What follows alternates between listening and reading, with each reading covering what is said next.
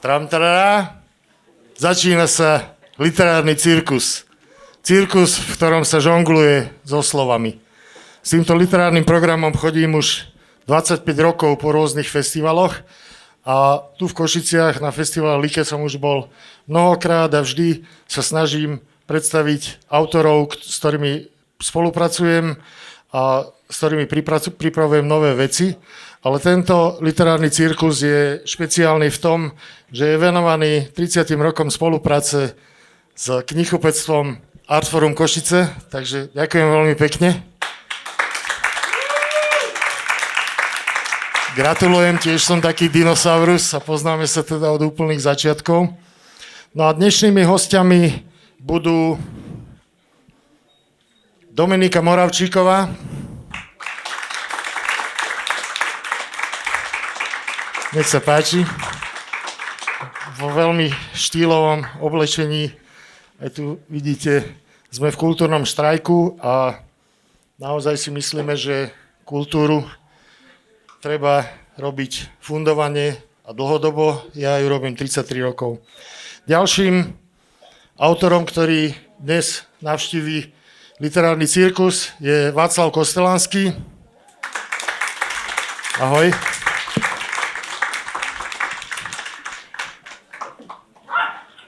A tretím hosťom je košický rodák, spisovateľ, ktorému už vyšlo 10 kníh a volá sa Marek Vadas.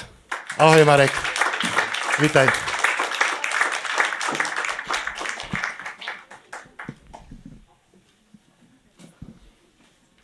Ďakujem, že ste prišli. Tento festival je tu v Košiciach už naozaj pomerne dlho a tentokrát už môžeme sa literatúre venovať 7 dní, čo je úplne super.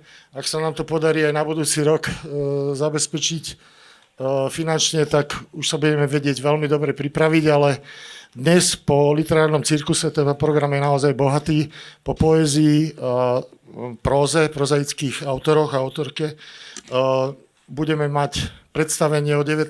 hodine v divadle Na Peróne, kde bude voľná adaptácia knihy debutu Stanislava Rakúsa, Žobráci.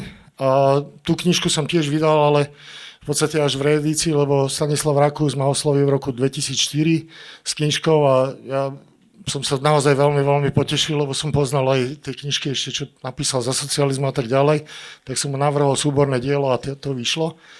No a táto adaptácia vznikla v spolupráci Mariana Lacka a Gabriela Kertésa, takže srdečne vás pozývam po skončení literárneho cirkusu, to je tuto pár metrov do divadlo, tak sa budeme tam presúvať.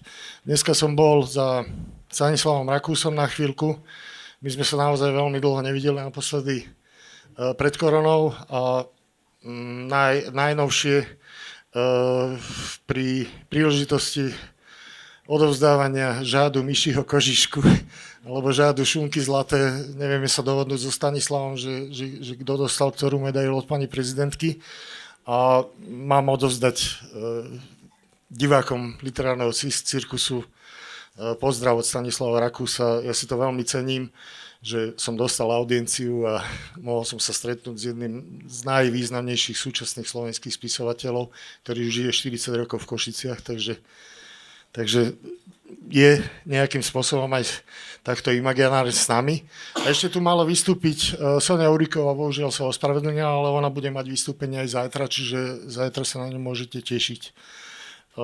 Ja som si pozval do literárneho cirkusu ľudí, s ktorými spolupracujem už dlhodobo, ale v podstate mňa naozaj veľmi zaujíma to, na čom teraz pracujú, čiže budete mať aj vy možnosť a zrejme aj ja si vypočujem možno nejaké texty, ktoré nepoznám a budem vedieť, že na čo sa môžem nejakým spôsobom orientovať. Začnem od Mareka Vadasa. S Marekom sme sa zoznámili v roku 1990-91, keď sme robili na univerzite taký literárny časopis a Marek mal pravdepodobne v každom čísle, už si to veľmi nepamätám, ale mal tam svoje krátke poviedky a potom v roku 1994, keď už som mal založené vydavateľstvo, tak sme vydali Marekovú debutovú zbierku poviedok, malý román a potom teda vyšli ešte mnohé ďalšie knižky a teda od toho roku 2000, teda uplynulo 30 rokov od toho debutu a v podstate aj Marek v tej literárnej tvorbe prešiel vlastne rôznymi štýlmi. Tak Marek, ja mám takú krátku otázku, len úvodnú, že vlastne aký rozdiel je v tvojom ponímaní súčasnom to, že vlastne tá prvá fáza, tie prvé v podstate 3 alebo 4 zbierky, z toho 2 s Emanom Erdelim, potom boli 4 knižky z Afriky a na teraz posledná prozaická knižka je 6 cudzincov, ktorá sa odohráva na Slovensku. Takže vlastne tie fázy sú nejakým prirodzeným vývojom spisovateľa? Dobrý večer. Ja som začal, keď som sa dostal do Afriky, tak som začal písať vlastne o tom istom, o čom som písal predtým, len som to dal do iných kulís. A po 3. knihe mi už troška som bol taký zarazený z kritik, ktoré písali o tom, že vlastne boli za to hovorím o 4, lebo bola aj rozprávková knižka, rozprávky z Čiernej Afriky. Hej, tak a tie recenzie písali o tom, že tam opisujem život bežného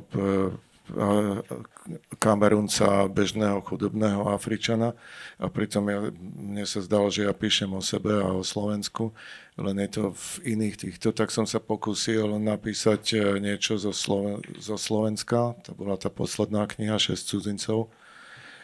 A aj tak mi povedali, že ten štýl je vlastne rovnaký.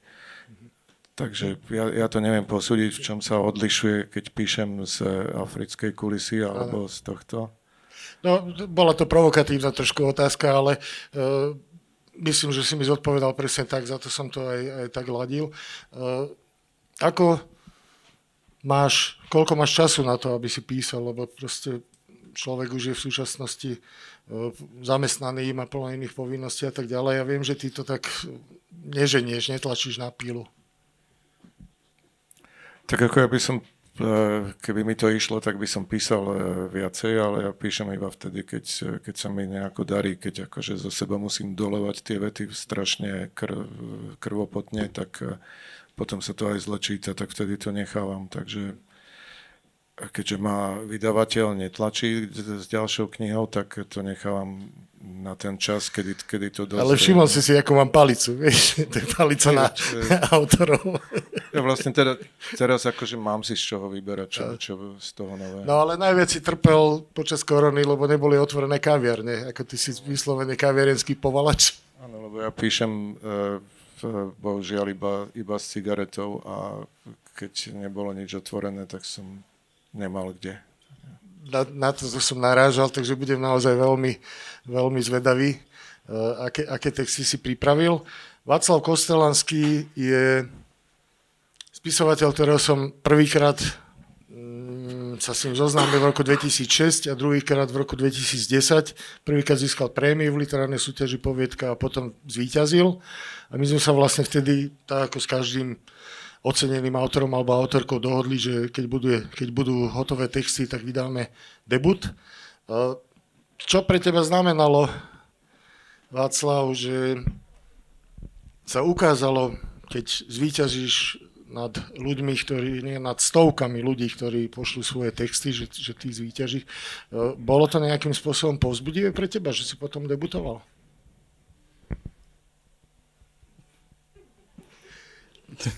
Keď si dostal tú správu, alebo som ti zavolal, že to dostal si cenu, akože aké boli tvoje pocity? Že... Tak dobré.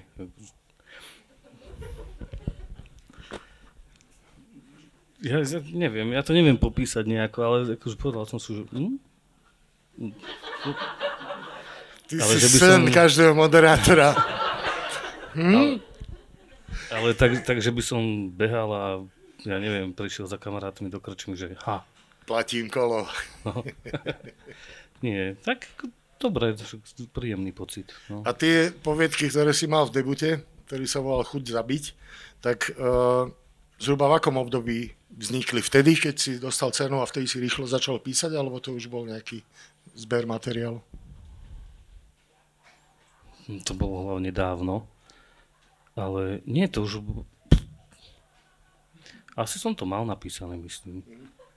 V podstate v pomerne krátkom slede vyšli 3 zbierky poviedok, druhá bola Incident a tretia bola Virtuós a tá knižka Virtuós získala cenu René, čo je Anasoft gymnazistov, že to posudzujú študenti stredných škôl, ktorí čítajú každý rok 5 knížiek a rozhodujú sa, diskutujú o nich a podobne. Tak to bolo celkom zaujímavé, že človek v tvojom veku je ešte idolom mladých čitateľov a čitateľiek. Ja budem v každom veku idolom, takže to je... Čo na to povedať? Neviem, tak ich to asi niečo sa im tam páčilo a ja som to nepísal akože pre mladých alebo pre akých ľudí. Čiže nepredstavuješ si čitateľa, dáš to, čo teba osobne. Áno, ja akože nevisí tam nejaká tvár predo mnou, že čitateľ. Neviem, ja som si nikdy čitateľa nepredstavoval nejakého, ale že zvlášť môjho. Nemám takého nejakého ideálneho. Ani ťa neoslovujú na ulici ľudia, že konečne som sa zoznámil. Takže život spisovateľa je skôr taký v ústraní, hej? No očividne. Teda ja neviem ako ostatných, ale ja mám taký, tam ja sa nemusím báť chodiť po ulici, že sa vrátim nejaký oškubaný alebo čo. Je to dobré, také anonymné a tak to má byť. Alebo teda aspoň pre mňa je to tak fajn. Ako čo by som si s ním povedal, keď ani tu nemám čo.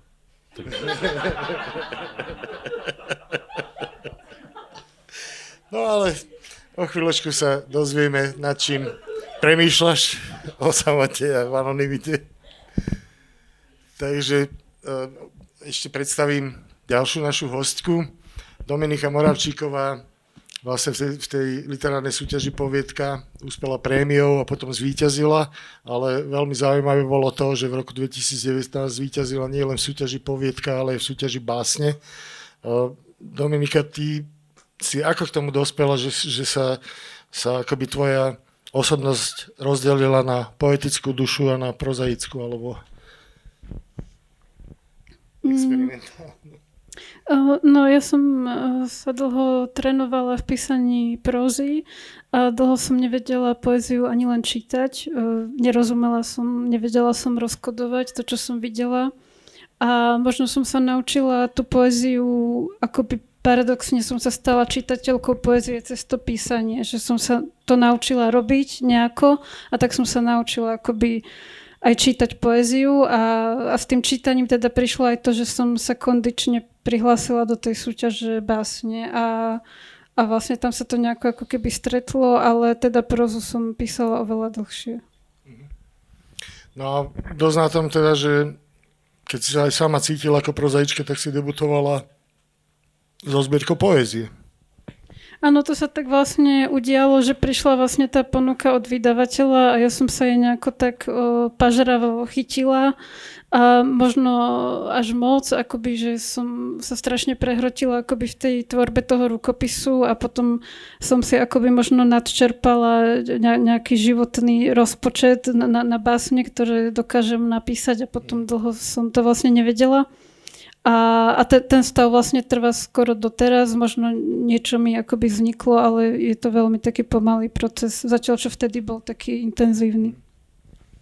No a potom, 2 roky po tom veľmi úspešnom debute, lebo naozaj získala ocenenia, si vydala svoj prozaický debut, zbierku poviedok.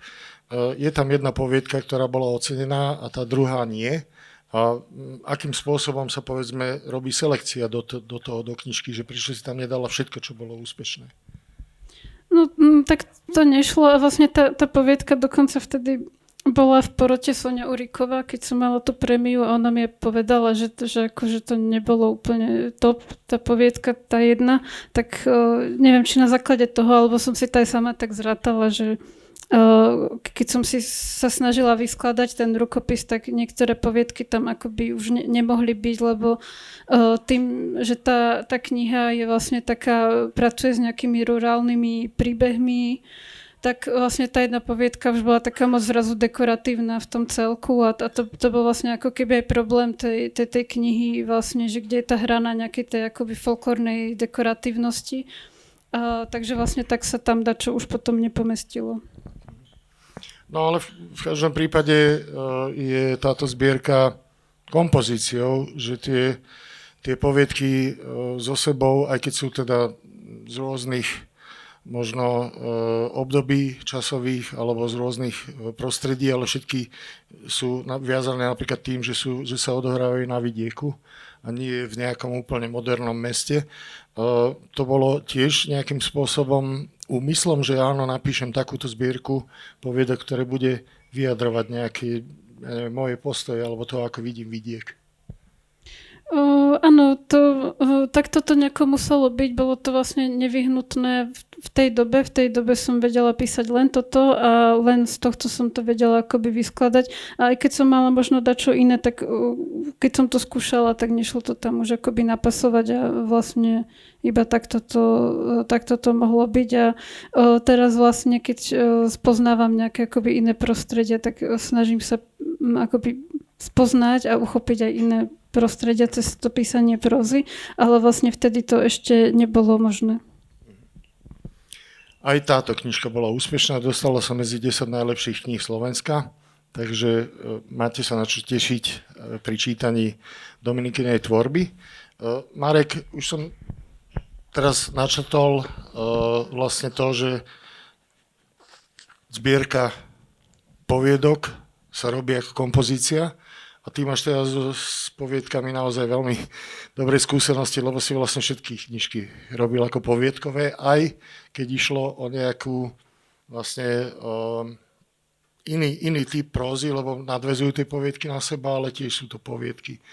Nikdy si sa nepokúšal napísať, povedzme, novelu, dlhý román, ale všetko vidíš v takýchto poviedkových rozmeroch, povedzme?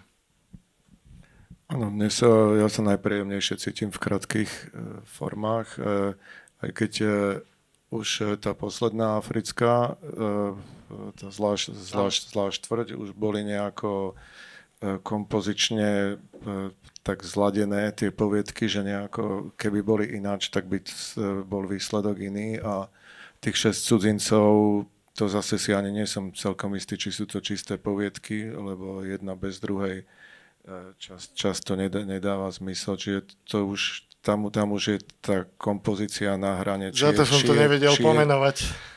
Či už, no, román to nie je, ale je to taký súbor vzájomne ovplyvnených textov.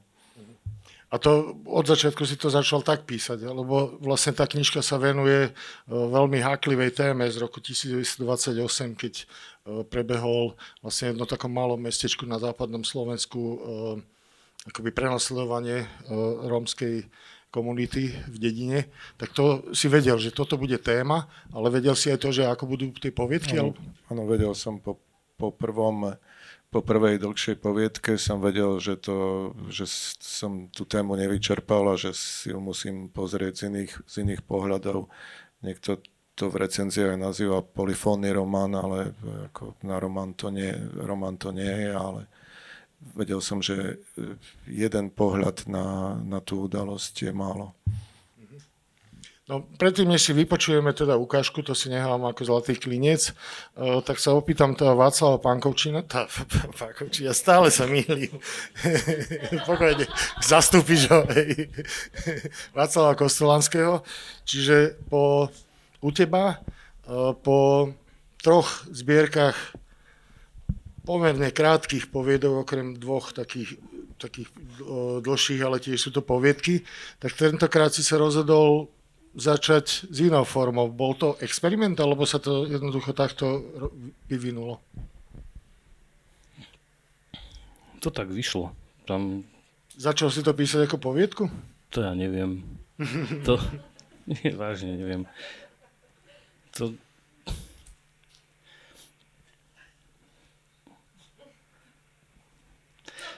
Áno, tak, presne. Nie, neviem, nejako som to začal a asi mi tam už vychádzalo, že však to je akoby taký život toho jedného človeka od malička, až neviem po aký vek, ale nemal som v pláne, ja som si ani nejako netrúfal, že by som niečo, že teraz sa pustím do niečoho väčšieho alebo tak a postupne však to som písal roky.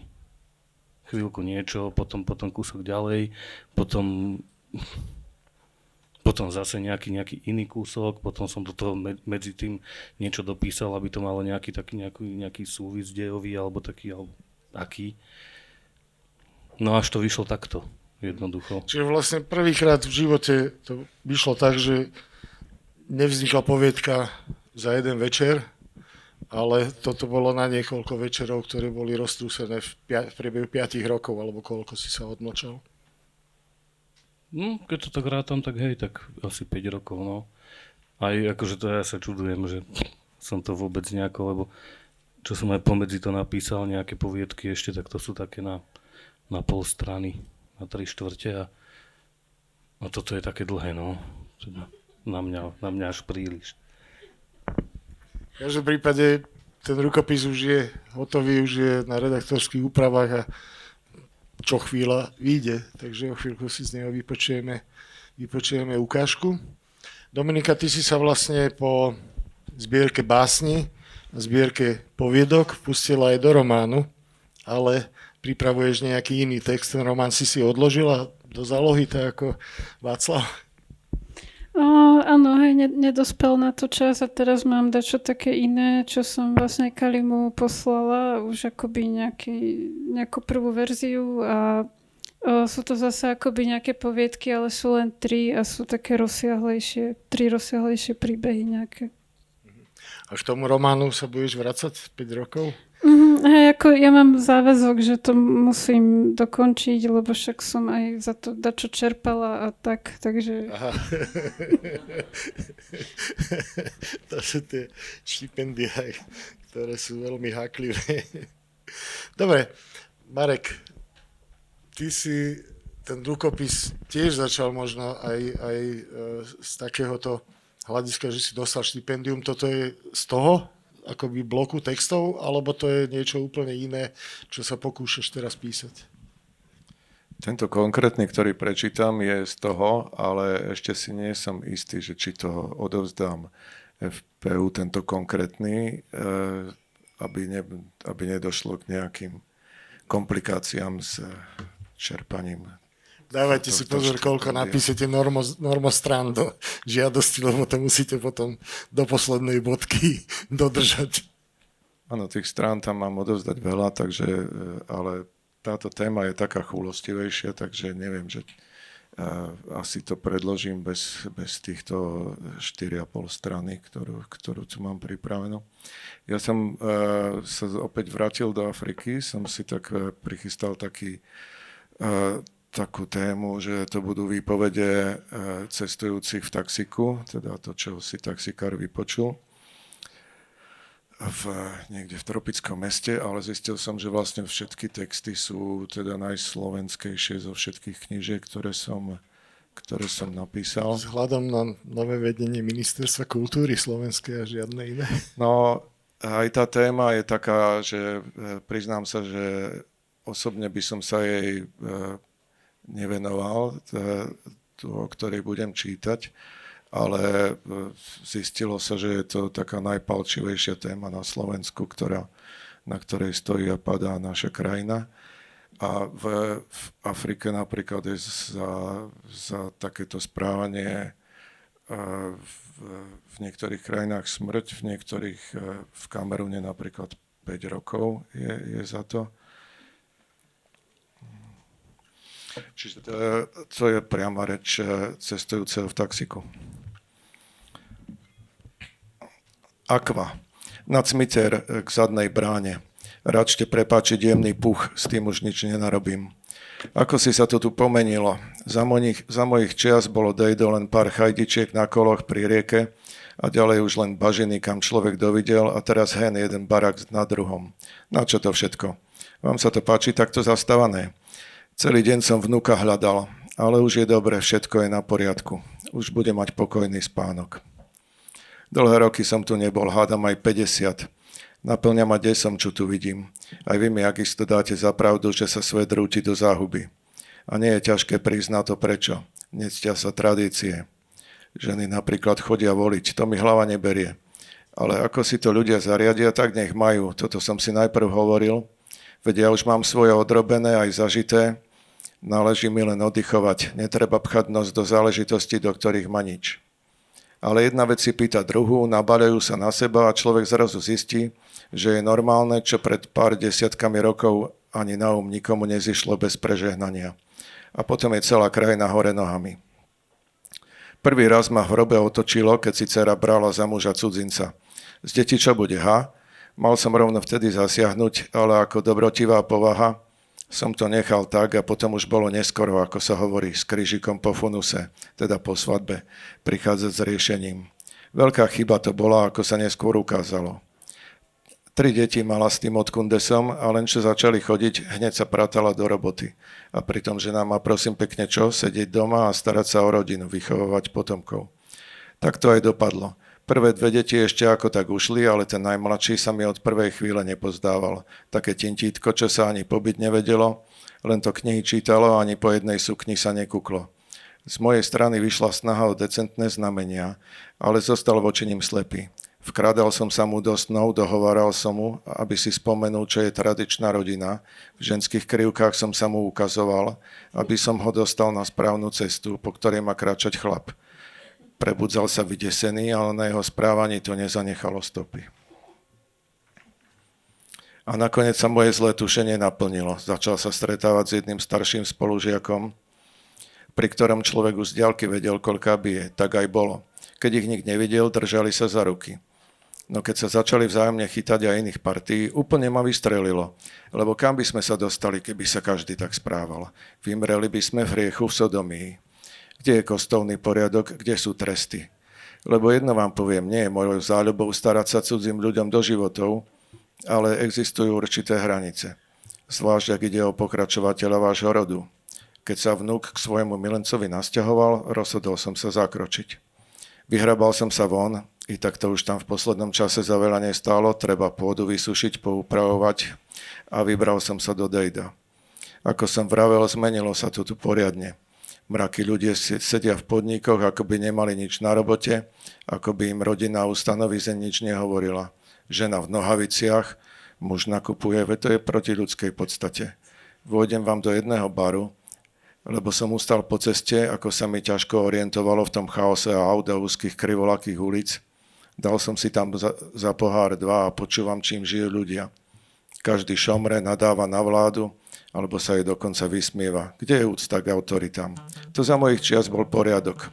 Čo povedal pán, bolo sveté. Poslušnosť je cnosť, ktorá celkom vymizla a to sa vám vypomstí. Nastane chaos, budú tu vládnuť antikristi a potom bude neskoro plakať. Takmer som sa tam na terase nechal uniesť, ale nezasiahol som, vedomý si svojich priorit. Prvoradé je prinavrátiť pokoj rodine. Motal som sa ulicami ešte pár hodín, kým som nenašiel dotyčný dom hanby, v ktorom sa vnuk oddáva skutkom proti prirodzenosti. Bol doma sám, hlava zaborená v knihách, nevšímal si svet ani hostia, ktorý meral cestu, aby tu skoncoval s hriechom. Posadil som sa do rohu, moje nohy to už potrebovali a pôsobil som svojimi myšlienkami. Keď sa nič nedialo, poprehadzoval som v jeho knihe písmenka, aby mu bolo jasné, čoho sa dopustil a čo má urobiť. Na veľa vstal, chvíľu sa hrabal v komore, vyťahol povraz, uviazal slučku. Prehodil ju cez trám a vložil do nej hlavu. V zápätí ju vyťahol a zmetene sa poobzeral. To malo byť varovanie. Ja som sa zatiaľ premenil na krásnu ženu, so všetkým, čo má žena mať. Vyzlikol som sa a ukázal som sa mu. Nechápal, čo sa deje a hľadel na mňa s odporom. Nakoniec sa mi však podarilo ovládnuť jeho myseľ a on spomalene, ako by sa v ňom ešte niečo bránilo vlastnému konaniu, začal robiť, čo bolo treba. Nastavil som mu zadok s prepáčením, ale musím povedať všetko tak, ako sa naozaj odohralo. A on svoj nástroj ideologického sporu zasunul veľmi dôkladne, až sa mi pred očami zatmelo. Iste rozumiete, že som si nastávajúcu situáciu 3-krát nevychutnával, ale bol som pripravený priniesť pre dobrú vec akúkoľvek obeť. Predmetný akt kopulácie mal ďaleko k ideálu, vnukové pohyby boli surové a sebecké, ale sebeckejšie, ako by sa žiadalo, až mi na moment preblesklo hlavou, že by som najradšej nadobudol vlastnú podobu a vymenil si pozície, aby sa naučil, ako sa správať k dámam.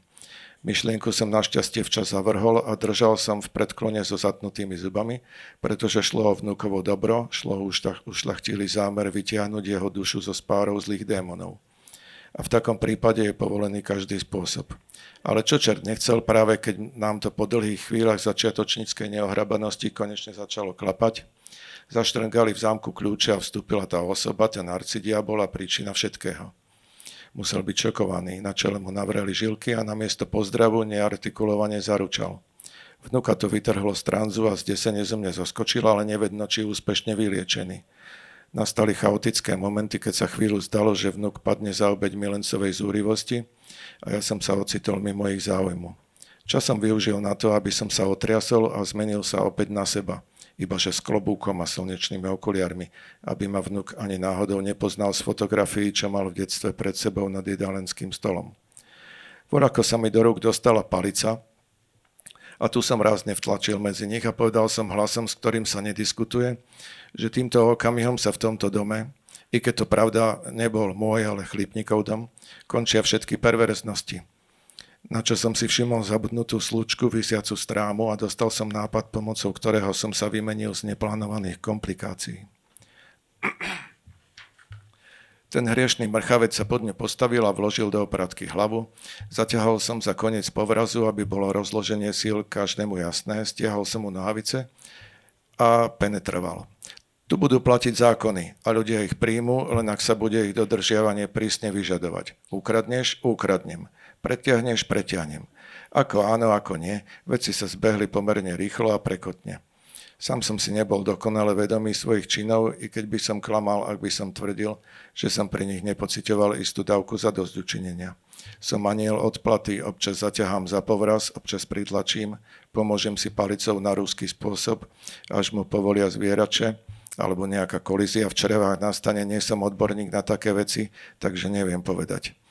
Divák by sa mohol odvrátiť, ale diváci tu nie sú, nie sme v divadle. Iba vnuk sedí vo šuchanom kresle ako v krči, ale sleduje príučku všetkým sodomitom a najmä tomu, ktorý sa previnil najviac. Tomu, čo vniesol hriech do našej sporiadanej rodiny. O chvíľu to prestane byť zábavné a ako zistujem, vinník nedýcha. Povolujem povraz, nebolo to vopred zamýšľané, odohralo sa to v spravodlivom zápale. Svoj účel to splnilo. Gestom sa porúčam, ešte sa zapnem a prstami od lemu klobúka pozdravím svojho potomka. Odchádzam, vec je vyriešená. Som si istý, že na svoje špinavosti viac nepomyslí. A potom ako na potvoru ešte podľa zákona schválnosti, asi aby človek nikdy nebol dokonale spokojný, som pri čakaní na vás zistil, že som v jednom z tých spravodlivých spojení prišiel o 3 zuby a tie mi už nikto nevráti. No a už sme tu. Pri tej diere zastavte. Ja hlava dieravá. Mali sme sa cestou pre lopatu staviť.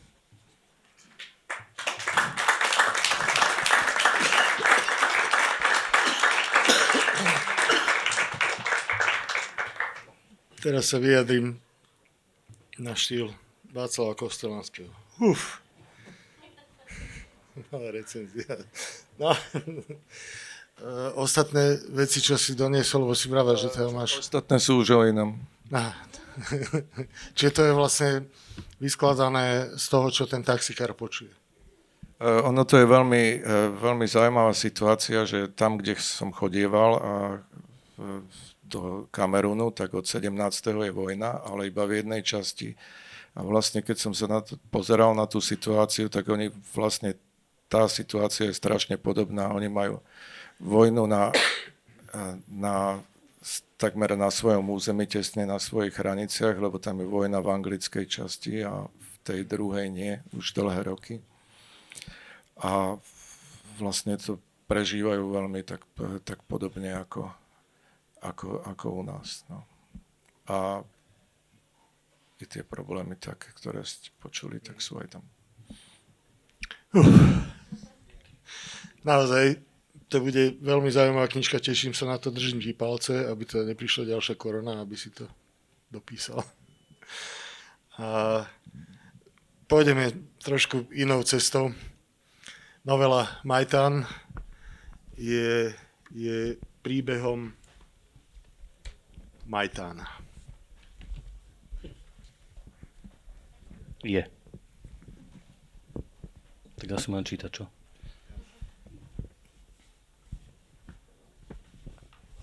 No tak akože kúsok z toho prečítam, to je, ale je to tak, no, vytrhnuté od niekiaľ, tak z prvej polovice, alebo odkiaľ. Tu je ešte ten Majtan taký malý, akože malý chlapec. Keď sa Majtan opýtal deda, čo robí jeho otec, odpoveď bola, že pije. Vtedy si predstavoval, aké to musí byť úžasné stále piť, pretože má chuť. Určite červenú malinovku, lebo tá je najlepšia. Hoci kedy len natiahnuť ruku po flašku, odpiť si, mňam a zas. Celý deň, bodka. V noci sa len pomrviť, v tme našmátrať a mňam červená malinovka.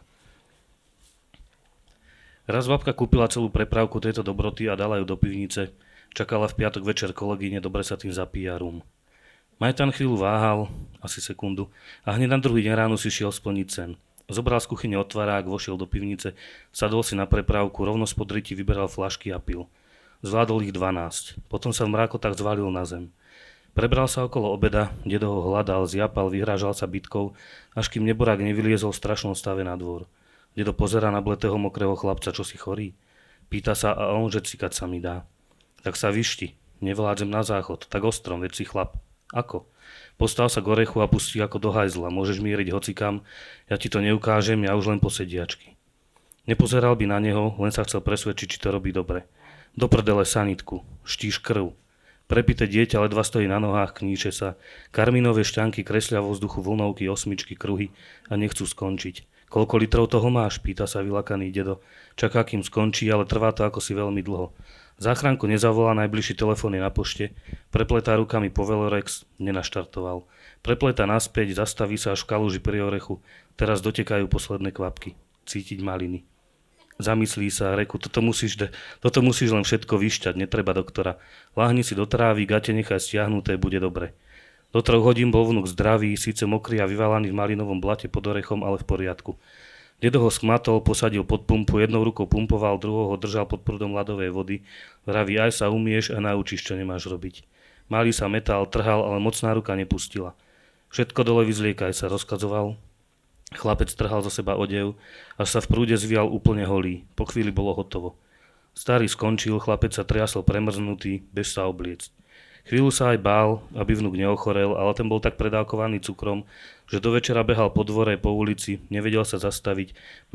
Babka, keď prišla z práce a zistila, že malinovky sú preč, chcela mu jednu výchovnú tresknúť, ale nedobehla ho.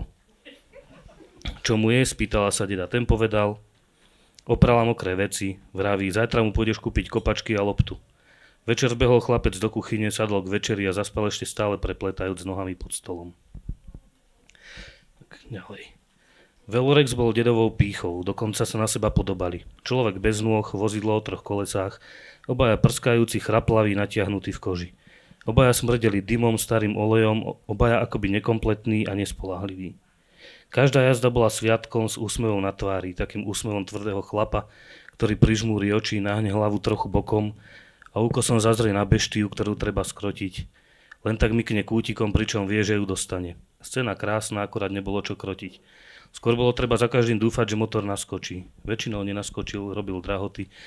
Takmer vždy sa takto s dedom hral, priečil sa, horší ako ženská na zábave, ale chlap sa nedal. Vytiahol z nohavíc kombinačky, šrobovák, handru, doťahoval, prepchával, prečistil sviečku, nežne mrmlal a o takých 20 minút zamastený od oleja mohol vyraziť. Motor prskal, zvíjal sa v strašnom škreku, zadymil do modra celý dvor, ale Velorex s dedom uháňali šťastne dolu ulicou. Pokiaľ nebola špeciálna príležitosť a prijalo počasie, odohrávala sa táto jazda každú sobotu. Dedinskí chlapi vo vlastných dvoroch pílili drevo, celé rodiny okopávali zemiaky za humnami a jediný v tej chvíli šťastný invalid provokoval pracujúcich. Preháňal sa po dedinách, keď bolo treba doplniť nádrž, zašiel do okresného mesta, Ale tam vždy trpol, či mu na križovatke neskape motor.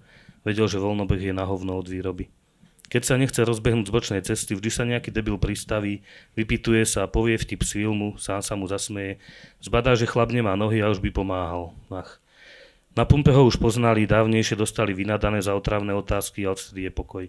Príde k čerpadlu, natankuje, dole je olej, ide zaplatiť, nastúpi, nenaštartuje. Jediný raz sa mu pumpár ponúkol, že pomôže otlačiť vozidlo bokom, stačilo, starý majtan ho bez slova zahnal pohľadom. A keď práve v tejto situácii by sa mu dlhšie nohy zišli. Pícha nepustí.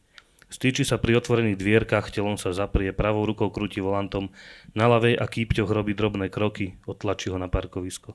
Ešte, že sa dvere otvárajú naopak, nevidel by dopredu.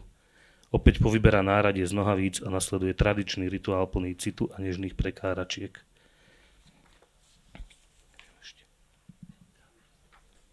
Stačí? Hej? Dobre, teda.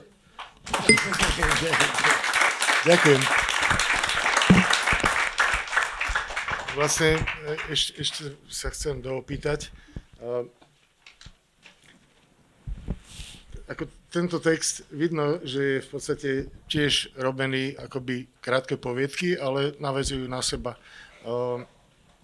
Tá metóda toho vyrozprávania toho príbehu, tak ako to prišlo, že ty proste sadneš k bielemu papieru a začneš púšťať všetko, čo o tom človeku vieš, alebo máš nejakú kompozíciu, že zhruba ako by som mal ten dej vyvíjať?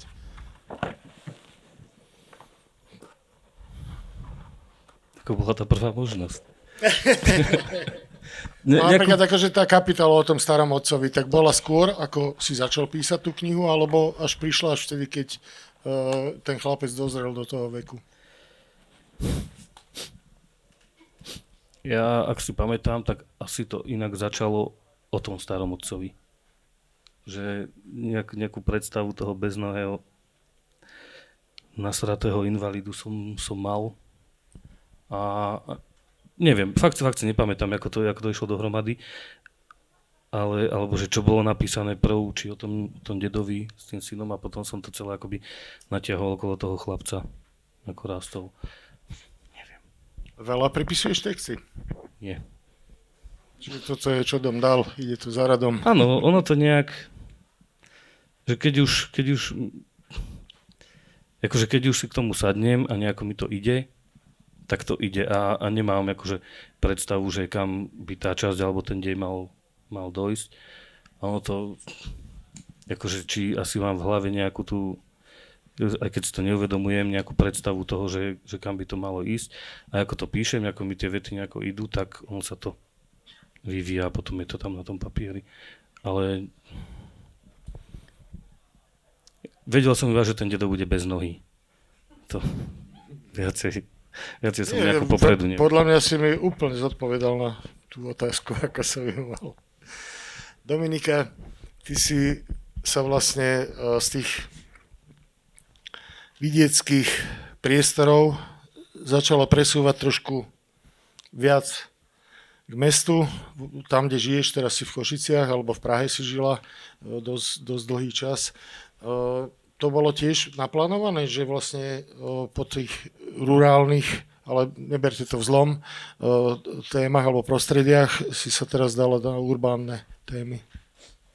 Hej, ale ako to, z čoho budem teraz čítať chvíľku, tak tam budú práve nejaké možno na dedine veci, ale teda ono je to tak, že takým konceptom tohto projektu je pohyb na aute a vlastne taký nejaký teoretický koncept za tým je pojem petromelancholia, ktorý popisuje akoby smutok z nejakej nevyhnutnosti, to ako ropný priemysel je súčasťou našej civilizácie, ako ho nevieme odstraniť a nerovnosti vlastne s tým spojené. A vlastne akoby ten pohyb na aute je tam akoby nejaký centrálny, je tam auto ako domov pre jednu matku s dcerou, ktoré vlastne žijú v aute alebo teda sa neustále pohybujú a žijú buď bezdomovecky alebo v tom svojom aute. Potom je tam jedna noc a prechod cez horský priechod Čertovica a potom napokon je tam príbeh o vyrovnávaní sa s dôsledkami autonehody. A vlastne to je tam akoby také dôležité teda nejaká tá melancholický pocit a nejaký ako pretrvávajúci úraz. A asi tak uvidíme, ako to bude fungovať.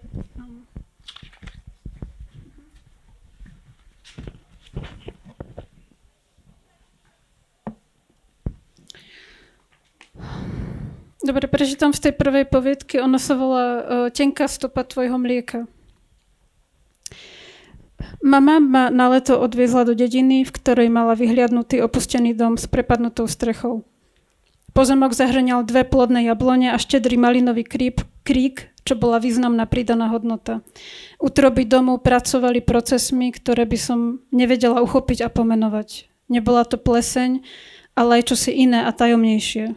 Steny pukali a časť domu sa po milimetroch prepadávala. Kúpeľňa bola napadnutá hubou. Vybavili sa mi ďalšie závadné miesta a choroby, ktoré som vždy vytesňovala, rôzne zápaly, ekzémy a chronické ránky. Na zlé obydlie sa nedá zvyknúť. Posledný deň je rovnako otrasný ako prvý. Túto myšlienku som bola schopná sformovať až po pobyte v detko-chlapovej chate. Podozrievala som mamu, že ma umiestnila na vyľudnenú dedinu za trest. Konfrontovala som ju s tým a ona povedala, že dedina je síce plná opustených chalup a polí, ale stále v nej žije vyše 1000 ľudí a obsahuje vo svojom katastri gotický kostol, ktorý mal byť nejakým plusom. Mama mala s kostolom svoje plány. V prvú spárnu nedeľu po nasťahovaní sme sa vybrali najprv do krčmy a potom hore kopcom za dedinu. Kostol všetkých svätých stal uprostred pahorku ako zázrak. Poľnou cestou okolo parkoviska sme obišli niekoľko tabuliek s logami rôznych grantových projektov. Vysvetlo, že kostol mal štatút objektu náležiaceho k regionálnemu múzeu a regulárne otváracie hodiny počas letnej sezóny. Hlavný oltár a bočné oltáre boli dielom tajomného majstra z okoličného, ktorý za sebou zanechal diela v mnohých spišských kostoloch. Vstup do gotickej pamiatky pre dospelú osobu aj s komentovanou prehliadkou stal 4 €. Mama nakúkla do provizornej vrátnice a oznámila obstarožnej sprievodkyni, že hľada zamestnanie pre mladšiu sestru. Teraz nikoho nepotrebujeme. Sprievodkyňa bola odolná, ale mama vysypala srdcervúci príbeh o našom živote. Moja sestra potrebuje brigádu na leto, študuje dejiny umenia a ja som za TP. Vyrastali sme bez rodičov. Nezvládam jej zo svojich platiť internát. Je veľmi šikovná, rýchlo sa učí, bude z nej kunsthistorička. Je pravda, že nám treba vypratať zakristiu, zamyslela sa sprievodkyňa. Dohodla sa s mamou, že budem raz za týždeň zametať kostol, vypracem schody a vydrhnem priestory vo veži. Okrem toho som mala podľa potreby objednávať sviece a vymieňať pokladničné kotúčiky. Sprievodkyňa povedala, že mi nachystá brigádnickú zmluvu a dá mi 5 € na hodinu. Mama zmluvu odmietla a vybavila, že mi bude tetka platiť na ruku. Kostolničenie sa stalo mojim prvým reálnym nešmelinárskym zamestnaním a kostol mi učaroval. Sprievodkyňa mi prenechala kľúč, takže som v kostole mohla občas aj prespať. Bolo úľavou tráviť čas mimo plesnivého domu, najmä vtedy, keď pršalo a nemohla som spať na záhrade. V lodi kostola som spala natiahnutá na hrboľatom dreve lavice s mikinou namiesto vankúša. Trochu som sa bála duchov dotyčných všetkých svätých, podľa ktorých bol kostol pomenovaný, pričom najväčší strach vyvolávali prirodzené úkazy ako pukanie dreva v laviciach a v spovednici. Vždy som nechala horieť jednu sviečku, telefón som v tom čase nemala žiadny. Bola to doba očisty. Ukázalo sa, že mama chcela kostol vykradnúť. A nie pokladničku z prievodkyne, chcela si trúfnuť na vzácny gotický oltár s pozláteným retambulom a s maľbami charakteristickými pre tajomného majstra z okoličného, s červeným rámovaním a hebkými lazúrami. Zohnala kupcov, ktorí jej chceli zaplatiť za túto prácu. Aj chalanov, ktorí boli pripravení oltárne časti odmontovať, naložiť do malej dodávky a odviesť za hranice do Poľska. Povedala mi to po návrate od zvonára, hneď potom, ako som jej predostrela myšlienku o večnosti zvona. Daj mi svoje kľúče od sprievodkyne, ukážeš mi, ako vypnúť alarm. Naplánujeme to spolu, dobre to tam poznáš, bude to jednoduché. Zdalo sa, že mamine neuveriteľné nápady, ako si prilepšiť, nepoznali hraníc. Zoprela som sa jej a vytmavila, že tento raz zašla priďaleko. Potrebujeme odtiaľto vypadnúť, nechápeš? Bránila sa. Máš lepší nápad? 1. oktobria zatvoria expozíciu a kúpalisko ešte skôr. Čo budeme robiť? Auto potrebuje opravy. A v dome na jeseň ostať nemôžeme. Musela som mi dať za pravdu. Dom bol sotva obyvateľný cez leto, nie je to v chladnejšom počasí. Napadlo mi spreneveriť peniaze za zvon.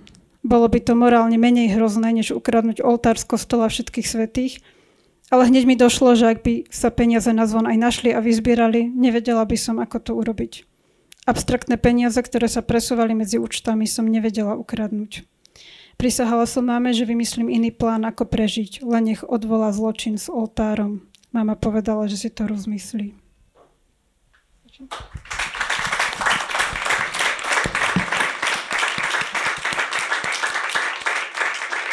Ďakujem veľmi pekne. Tak ste počuli úryvky z rukopisov kníh, ktoré výjdu.